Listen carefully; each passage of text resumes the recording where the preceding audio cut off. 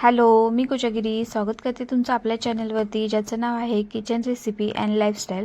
जर तुमच्या पण घरी 1 ते 3 वर्षाची मुलं असतील तर त्यांच्यासाठी हे घरच्या घरी सिरियलॅक्स बनवा. तर त्यासाठी मी 2 वाटी एवढे तांदूळ घेतलेले आहेत. नंतर 1 वाटी एवढी ज्वारी घेतलेली आहे.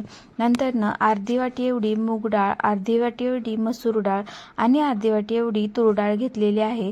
नंतर त्याच्यामध्ये अर्धी वाटी एवढी अख्खे मूग, अर्धी वाटी एवढी चवळी घेतलेली आहे. तुम्ही ह्याच्यामध्ये अजून पण कोणते तुम्हाला कडधान्य किंवा डाळी वगैरे काय हवं असेल ते तुम्ही ॲड करू शकता. ते छान असं सगळं मिक्स केलं. नंतर त्याचं सगळं स्वच्छ धुवून घ्यायचं.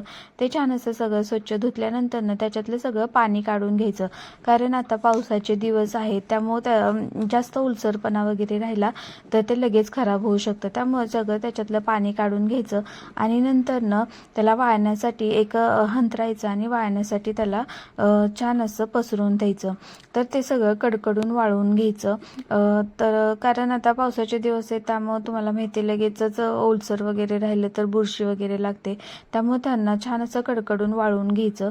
ते सगळं असं वाळवून झालं की नंतर कढई घ्यायची आणि त्याच्यामध्ये थोडं थोडं टाकून छान असं ते भाजून घ्यायचं. तर ते भाजताना छान सुवास येतो, तोपर्यंत ते सगळं भाजून घ्यायचं.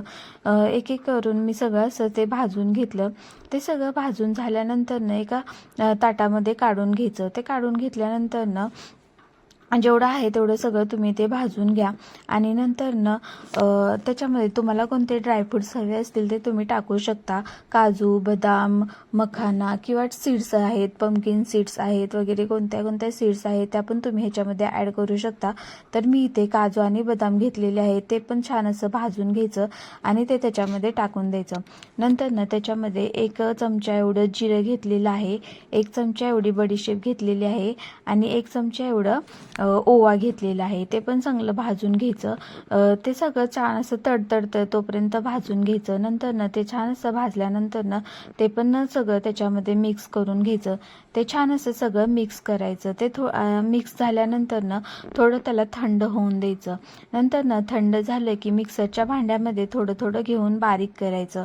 तर तुम्ही हे घरी मिक्सरच्या भांड्यामध्ये पण करू शकता किंवा तुम्ही हे गिरणीमध्ये पण करू शकता.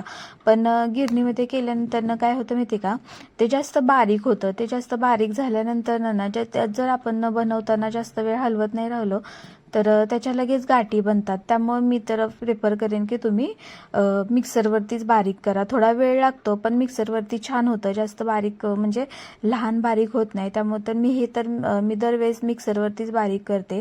तर छान असं मी ते सगळं मिक्सरवरती बारीक करून घेतलं. तर मी आता ह्याची बनवण्याची कृती पण तुम्हाला दाखवते. कारण माझी पण मुलगी 2.5 वर्षाची आहे, त्याच्यासाठी मी हे बनवतच असते.